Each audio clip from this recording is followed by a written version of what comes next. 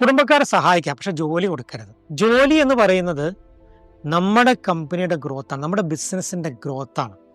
അവിടെ അക്കൗണ്ടൻ്റ് ആയിട്ടുള്ള ആളുകൾക്ക് വേണ്ടത് അക്കൗണ്ടൻ്റ് ആയി ക്വാളിഫൈഡ് ആയിട്ടുള്ള ആളാണ്. പ്രൊഡക്ഷൻ മാനേജറായിട്ട് വേണ്ടത് അതിന് ക്വാളിഫൈഡ് ആയിട്ടുള്ള ആൾക്കാരാണ്. പലപ്പോഴും നമ്മൾ ചെയ്യുന്നത് വെച്ചാൽ ഇങ്ങനെ ഒരു കുടുംബക്കാരുണ്ട്, അവൻ ഇന്ന ഇത് കഴിഞ്ഞതാണ്, അവിടെ എന്തെങ്കിലും വേക്കൻസി ഉണ്ടെങ്കിൽ കൊടുക്കാമെന്നാണ് പറയാം. എന്നിട്ട് നമ്മൾ എന്ത് ചെയ്യുക വെച്ച് കഴിഞ്ഞാൽ ഏതെങ്കിലും ബികോം പഠിച്ച ആളെ അക്കൗണ്ടൻ്റായിട്ട് കൊണ്ടു നിർത്തും. അയാൾക്ക് എക്സ്പീരിയൻസ് ഉണ്ടായിക്കൊള്ളുന്നില്ല, അതിൽ നോളജ് ഉണ്ടായിക്കൊള്ളുന്നില്ല. അവനെ പറ്റുന്നത് ചിലപ്പോൾ വേറെ എന്തെങ്കിലും പരിപാടിക്കായിരിക്കാം, അല്ലെങ്കിൽ ലോജിസ്റ്റിക്കലായിരിക്കാം.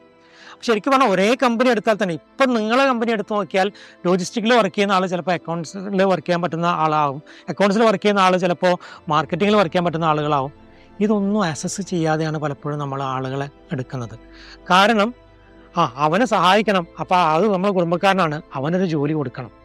അങ്ങനെ ജോലി കൊടുക്കുന്നത് നമ്മുടെ കപ്പലിൽ നമ്മൾ തുളയിടുന്നതിന് തുല്യമാണ്. നമ്മൾ ബിസിനസ് ചെയ്യാം, പൈസ ഉണ്ടാക്കാം, അത് വെച്ചുകൊണ്ട് നിങ്ങൾക്ക് ആളുകളെ സഹായിക്കാം, കുടുംബക്കാരെ എത്ര വേണമെങ്കിലും സഹായിക്കാം. പക്ഷെ ജോലി കൊടുക്കുമ്പോൾ ശ്രദ്ധിക്കണം.